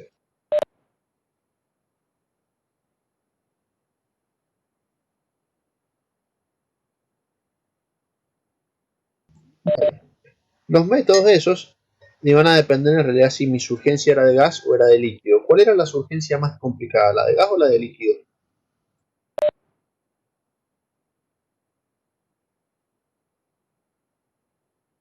Gas.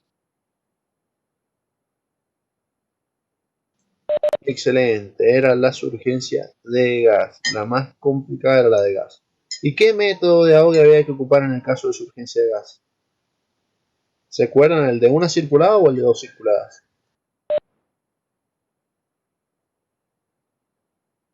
De dos circuladas, creo que era. Bien, muy bien, el de las dos circuladas.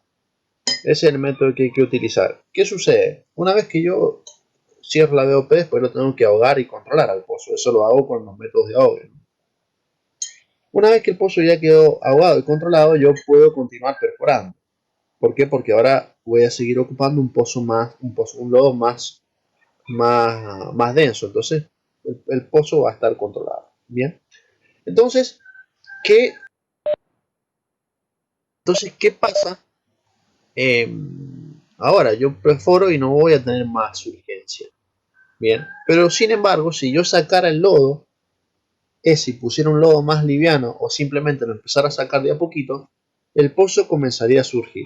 Bien. ¿Eso me lo entienden o no? Porque al sacarle líquido yo le estoy sacando esa presión hidrostática, esa contrapresión, y permite ahora que el fluido que estaba en las capas se meta hacia el pozo.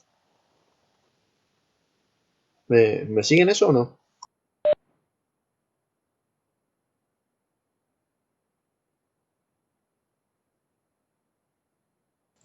Bien, perfecto. Entonces, eso también lo vimos en terminación en la clase pasada, no sé si se acuerdan, pero el pozo, cuando yo lo empezaba a ensayar, podía quedar de dos maneras. Podía ser un pozo surgente o un pozo no surgente. Si el pozo era no surgente, yo iba a tener que bajar alguna bomba para poder sacar el petróleo, ¿verdad? Que era bombeo mecánico, bombarito sumergible, PCP, etc. Pero si el pozo era surgente, yo no iba a necesitar ninguna bomba. Entonces, ¿cuál es la principal ventaja de que un pozo produzca de manera surgente?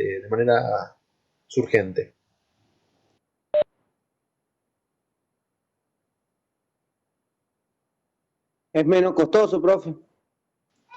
Sí, señor, es menos costoso. Es menos costoso, Nicolás. Ahí está, le pegué. Ahora sí, profe, le pegó bien. Ah, ahí está, no, ahora sí. Ahora sí lo. Bien, entonces, esa es la principal ventaja que tiene que un pozo sea surgente, que yo no voy a necesitar bombas, no voy a necesitar entonces comprar una bomba, no voy a necesitar pagar electricidad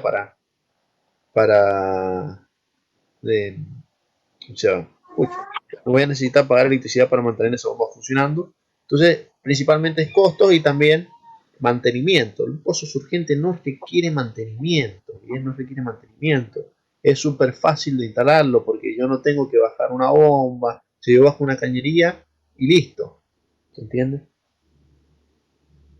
Bien. Pero ¿qué sucede? Ese pozo surgente tiene que tener la presión suficiente como para producir el fluido que tiene y llegar hasta la superficie nada más o hasta dónde creen que debería llegar.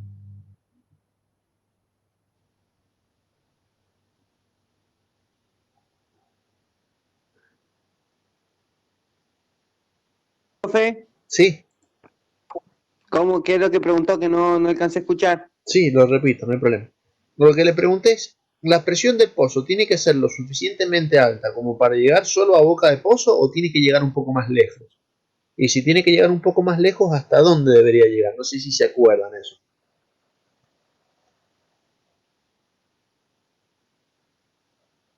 Un poco complicada la pregunta. A las piletas, sí, bien, no son piletas en sí, pero está bien.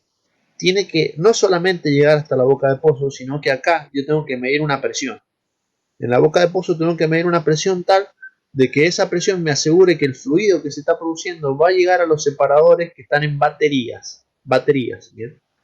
Ahora sí me acuerdo, profe. ¿Se acordó? Sí, ahora sí me acordé. Ah, bien. Exacto. Tiene Ahí que va llegar a batería. hacia, sí. Bien, Nico. Tiene que llegar a baterías, que en baterías que tenemos. Tenemos el separador, tenemos el separador y bueno, tenemos tanques. Sí, ahí lo empuja, pero nunca llega con la misma presión desde el separador hacia el otro separador, nunca llega con la misma presión. Claro, nunca va, exacto, nunca va a llegar con la misma presión. ¿Por qué? Porque hay una, ¿qué cosa? Una caída, ¿se acuerdan? Una pérdida de carga.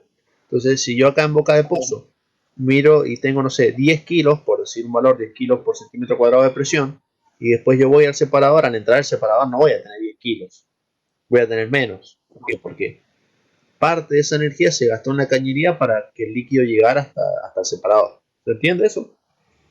Por eso, Perfecto.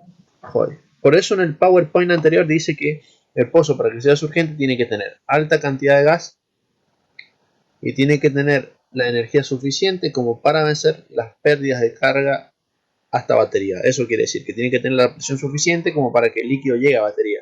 Porque si me llega a la boca de pozo, de nada me sirve que llegue a la boca de pozo si después voy a tener que poner una bomba en boca de pozo para mover ese petróleo. No tendría mucho sentido. Bien. Esto es un esquema muy sencillo. Acá le han puesto el separador como si estuviese acá al lado del pozo, pero en realidad normalmente el separador no está al lado del pozo. Está un poco más alejado. Bien, y hablo alejado, son 1 kilómetro, 3 kilómetros, puede ser 4. Puede estar lejos el separador del pozo. Sí. No se ve nada, profe.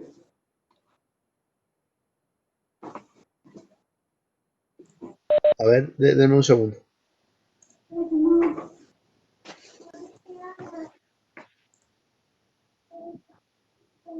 ¿Ahora sí? Ahora sí, profe. Bien. Bueno, lo que les decía era que acá en la imagen esta ustedes ven que el separador está cerquita del pozo, pero en realidad no está cerquita del pozo. Normalmente puede llegar a estar a 2 kilómetros, 3, 4, hasta 5 kilómetros. Acá se hace cerca para que ustedes vean qué pasa. Sale de acá, va a un separador, ese separador se separa en tanque, se separa el gas, bien, y se sigue separando. Fíjense, acá es un separador bifásico, ya lo vamos a ver.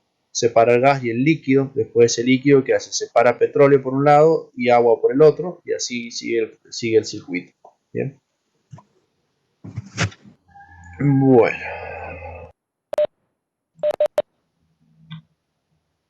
A ver, cambiemos.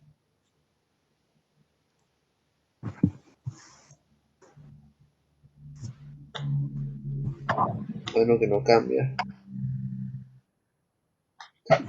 Con esto no es importante.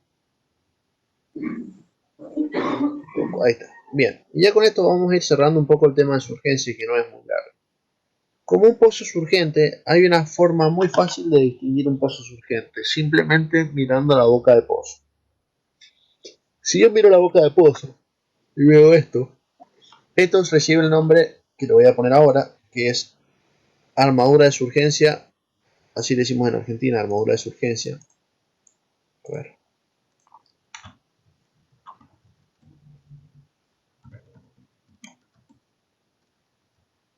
O también lo pueden ver como arbolito de Navidad, el árbol de Navidad.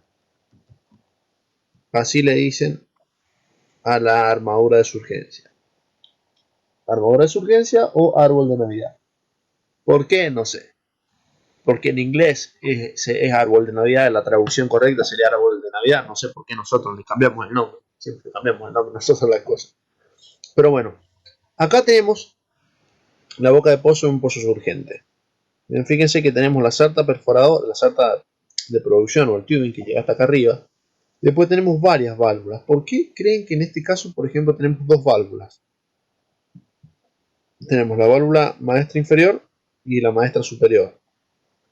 O maestra y contramaestra. ¿Por qué? Por una cuestión de seguridad. Por ese motivo es que nosotros tenemos... por ese motivo nosotros tenemos esto, ¿no? Porque si falla una válvula, tenemos la otra. Y fíjense que hay dos salidas. ¿Por qué hay dos salidas? Bueno, una salida es por donde va a salir la producción, que es la que se alcanza a ver acá. Esta salida acá es por donde sale la producción, y esta producción va a ir por la línea de producción y va a ir a los separadores. Esta conexión que está acá normalmente está cerrada. Solo sirve en el caso de que yo tenga que ahogar el pozo. Yo voy a venir con una bomba, si el pozo se me llegase a descontrolar, una bomba de alta presión, voy a empezar a bombear lodo denso acá y voy a ahogar el pozo para que no me produzca ningún problema. Fíjense que son todas conexiones bridadas. ¿Saben lo que es una brida? Una brida es una vinculación, una conexión entre dos cañerías o dos tramos o lo que sea con bulones. Bien, un bulón es un tuerca y tornillo y tuerca. Es un bulón. ¿Sí? Entonces, ¿por qué acá hay bulones? ¿Por qué son bridadas las uniones? Son bridadas justamente porque las uniones bridadas resisten mayores presiones que las uniones roscadas. Si yo tuviese una rosca acá nada más, no sería apta para este pozo. Por eso es que cuando tengan una armadura de surgencia van a tener siempre uniones bridadas, o donde circule fluido a alta presión, siempre van a tener una unión bridada. ¿Okay? También fíjense que acá arriba hay otra brida más, ahí, donde está el relojito. Esa brida que nosotros vemos ahí tiene una función muy importante, que es, si yo tengo que hacer una reparación al pozo, yo no voy a sacar todo. Yo voy a cerrar mis válvulas, voy a sacar eso, saco esos bulones, esa brida, y yo puedo maniobrar el pozo o el tubing desde acá adentro. ¿Se entiende? Desde acá adentro puedo maniobrarlo. Entonces, no es algo que esté por estar, tiene esa función, y pues si no sería toda una sola pieza acá que no se podría abrir. Entonces, esto, cuando ustedes vean esto es una armadura de surgencia. Pueden haber variaciones, pueden pasar que por ahí la gente, para ahorrarse costos... No, profe. ¿Cómo? Eso, cuando uno lo traen al pozo, ¿eso viene todo armado o hay que armarlo? No, bueno, cuando uno está terminando el pozo, eso se va a ir armando, se arma. Bien, se arma. Ajá, bien. Por ejemplo, este Claro, carretel viene separado de este y de este, porque ¿qué pasa? Cada unión bridada hay que darle un torque. ¿Qué puede pasar? Claro, por eso le pregunto. Pueden pasar dos cosas. Eso depende de la empresa, ¿no? Pero normalmente esta parte, que es la cruz, bien, ya va a estar armada, va a estar torqueada. Bueno, ahí borro todo, porque si no, se mezcló todo. Ahí está. Ahora sí. Puede pasar que toda esta cruz ya esté armada y yo vengo y la coloco directamente, o sea, conecto esa unión bridada, o sea, esa unión bridada y esta unión bridada y chao. O puede pasar que no esté armada Yo y creo que... ¿Perdón? no va todo con números, ¿no? Y en este caso, por medidas, es porque ¿qué sucede? Una brida, para que calce sobre la otra, tiene un calce perfecto. Se coloca un arito en las bridas, o sea, acá, una junta, y tiene que Yo pasar... las he armado, por eso le digo, profe. ¿Cómo? Yo las he armado, las bridas, por eso le digo. Claro, pero ¿en qué la arma usted la brida?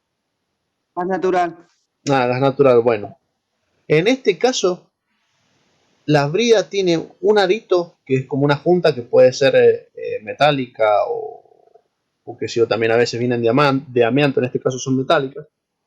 Y el calce que tiene es perfecto. Fíjate que en este dibujo no se alcanza a ver, pero esa que está acá en el costado y esta son iguales, pero son diferentes a esa de arriba y a las de abajo. Bien, sí. ¿Sí? Entonces, ¿qué sucede? Sí. Si vos quisieras meterlas del costado, acá no podrías. No, le entiendo, profe. Claro, en este caso, el orden no hace falta que esté numerado porque directamente no te van a calzar. Pero si vos tuvieras bridas que son estrictamente iguales, como las que decís vos en el gas natural, y tenés Sí. que ponerla en un determinado orden, y bueno, ahí sí van a venir numeradas. Es más, para evitar eso, como te decía, algunas empresas lo que hacen es que esta parte, que está acá arriba, que es la cruz, ya Ajá. viene armada. Y entonces Bien. directamente vos pones eso y ajustás acá y chao, porque las otras ya están ajustadas. Listo. Eso nomás quería saber, profe. Perfecto. Así que labura en el gas usted. ¿Usted por casualidad es matriculado o hace la No. instalación nada más? ¿Cómo? ¿Usted hace instalaciones? No, no. Yo trabajaba en una empresa que hace gasoductos a alta presión, Ah, bien. ¿Con qué presión trabajaban, Nicolás? ¿Se acuerda? con 10 kilos, creo. No me No. acuerdo mucho, pero sí. Es bastante, 10 kilos 10 igual. a 100 kilos, creo. Creo que 100 kilos era. 100 kilos Trabajaba muchísimo. con caño, no me acuerdo, con caño de 8 pulgadas, 10 pulgadas, ¿Pero hacían 6 troncales pulgadas. ustedes? ¿Ah? ¿Hacían gasoductos troncales? Eh, no, líneas, profe, nada más. Bien, bien. Bueno, igual bastante presión. Ajá. Presión Sí. fría, secundaria. Eh, del más grande que yo estuve trabajando era de 10 pulgadas el caño. Bueno, bastante igual. ¿En dónde lo colocaron? ¿Dónde lo tuvo instalado? En San Martín Mendoza, profe. Ah, bien. Ah, yo vivo acá en San Martín. Ah, Chacarero. Sí, Chacarero Morí también, de Ah, paso. bien. Mientras no sea jariller. No, no. Bueno, le quiero mostrar un videíto ahora. Y ya con esto vamos a estar terminando la clase de hoy. A 3. Y acá, bueno, acá el mejor que he podido conseguir. No he conseguido otro. Ahí se los comparto. A ver. Compartir, compartir.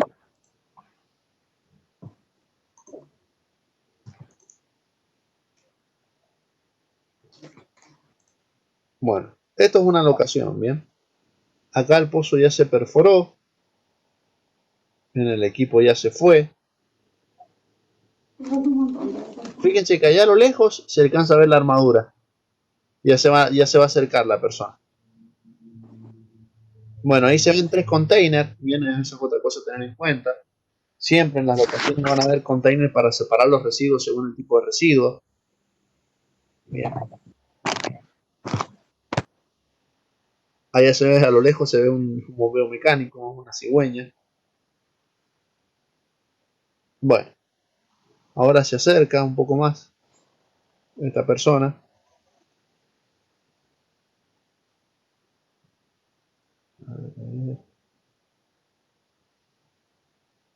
Bueno, ahí se ve un poco más cerca, ya se volverá a acercar más.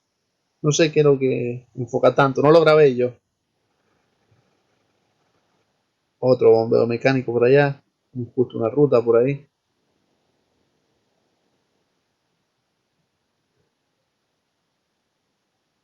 Bueno, dale, acércate al pozo. Bueno, eso que se ven ahí es donde están los muertos, donde se conectan los anclajes. Bien.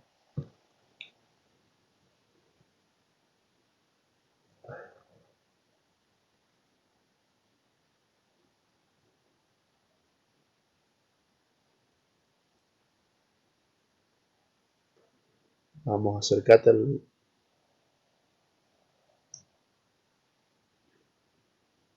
Qué larga gracia este cristiano. Ahí está. Fíjense qué diferencia acá. O sea, ahí primero que tenemos la bodega, la vena de la bodega no es cuadrada, es redonda. Acá el pozo ya está terminado, pero no lo han puesto a producir todavía. Fíjense que hay un par de válvulas que no se ven, que están justo allá abajo. Tenemos la de las salidas y tenemos la de arriba. De acá abajo no se ve, pero debería haber otra, que sería la maestra y contramaestra. Debería estar. Bueno, ahora la están mostrando de costado. Fíjense las uniones híbridas, ¿la ven?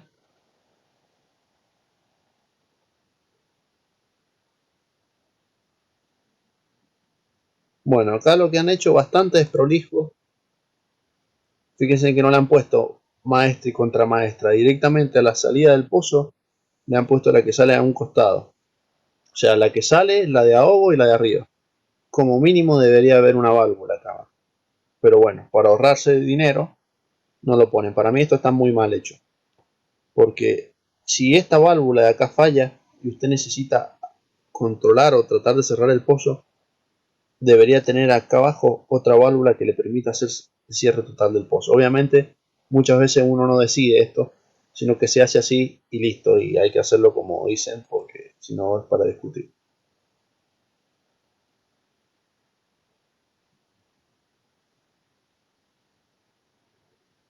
Pozo nuevito, este lo han terminado hace poquito. O sea, en este momento ahora debe estar produciendo. Es de acá de Neuquén, creo que es. Donde dice Caleta Olivia. No, Caleta Olivia no es Neuquén, es Río Negro, por ahí. Río Negro o Chuy.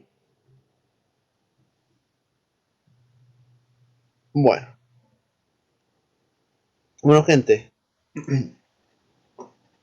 voy a estar subiendo ahora esto que les acabo de explicar. Les voy a subir una actividad y voy al mismo videito y se lo voy a subir también para que lo vean. ¿Qué otra cuestión decirles? Bueno, la semana que viene vamos a ver, creo que vamos a ver Gasleaf. A ver, permítanme Profe, ver. una pregunta. Sí, Ahora que decía, habían puesto en el grupo que a las 6 íbamos a estar con un profesor Calderón, ¿puede ser de apellido? sí, Marcelino Calderón a las 7:30. Ah, a las 7:30. Sí, ¿Él de qué es profesor? él es jubilado, ya se ha retirado. Él trabajó para IPF como 30 años más o menos. Empezó como creo que como seguridad sereno. Bien, entró él y se metió al ámbito, pero empezó como sereno o algo así. Él les va a contar la historia un poco. Después pasó a calderista, de calderista pasó a baterista, o sea, que está ahí en la parte de separación del gas petróleo, que cuenta los niveles, como baterista, después Ajá. pasó a recorredor y después pasó a supervisor de mantenimiento. Y bueno, se jubiló como supervisor. Entonces, todo lo que hacen, él les va a explicar más que nada qué es lo que se hace, cómo es que se trabaja, qué cuidados tienen que tener. Si no les va a hacer que se Ajá. memoricen una planta de tratamiento, pero sí qué precauciones se tienen, qué herramientas se ocupan. Está más enfocada a Ajá. la parte práctica la clase de él. Él les Y va a vamos dar, a, ¿sí? el link lo van a pasar lo del instituto o usted, profe. En teoría lo tendría que haber pasado al instituto, a ver si no se los han enviado todavía. Me parece que sí, ya lo han pasado, profe. Bueno, debe ser ese. Si llega a haber problemas, seguro le vamos a estar enviando de nuevo el link. Bien, profe. Así que bueno, eso sería. La clase que viene, es cortita. La clase que viene es Gas Leaf. Y hay que ver otra cosa más que yo quiero ver porque no vaya a ser. Hoy es sábado. Vamos a ver el cronograma. Bueno, la clase que viene vamos a ver Gas Leaf y después el sábado 25, fíjense lo que tenemos.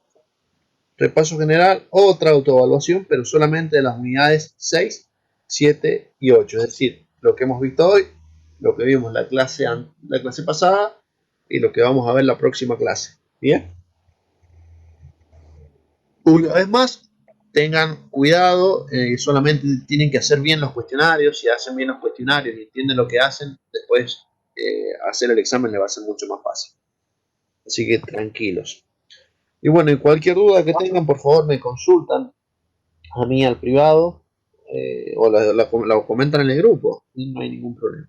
Respecto a los trabajos de COVID, todos esos que le manden, eso se lo tienen que preguntar a Marcelo, que es quién es el que se los envía esos trabajos. Yo no evalúo esas cosas, ¿sí? Porque no son de mi especialidad tampoco. De seguridad, higiene, protocolo, primeros auxilios, no sé, esas cosas yo no las manejo bien, así que deben consultarlas a él, ya que es él el que las envía los trabajos. Marcelo es como el encargado administrativo, digamos, del instituto. O sea, también dudas con certificados, dudas con cuotas, esas cuestiones también pueden consultarlo con él.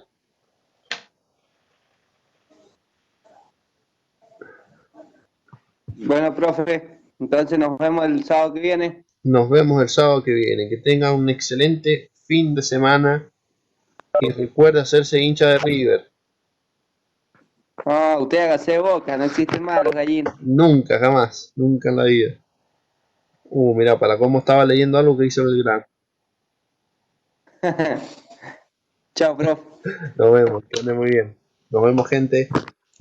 Los que tengan dudas, recuerden escribirme, por favor. Que estén muy bien. Chau, chau.